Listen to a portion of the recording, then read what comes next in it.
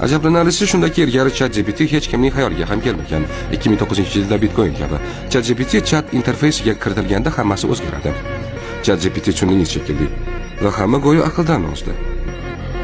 U bilan gaplasha boshladi. Keling, uni qandaydir qiziqarli tarzda o'ylantirib qo'yishga harakat qilaylik. Uni sandonga bog'langan sharlarni chizishni so'raylik. Haqiqatga o'xshaydi.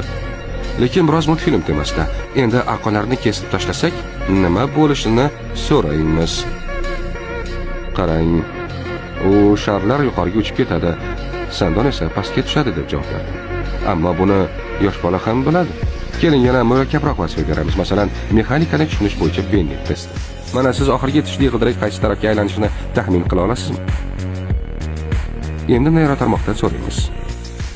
Qarang, biz unga nima qilishni ham aytmadik, lekin neyrotarmoq bizni o'zi tushundi. U har bir keyingi g'ildirak teskari yo'nalishda aylanishini, bir g'ildirak soat miliga teskari aylanishini tushunadi.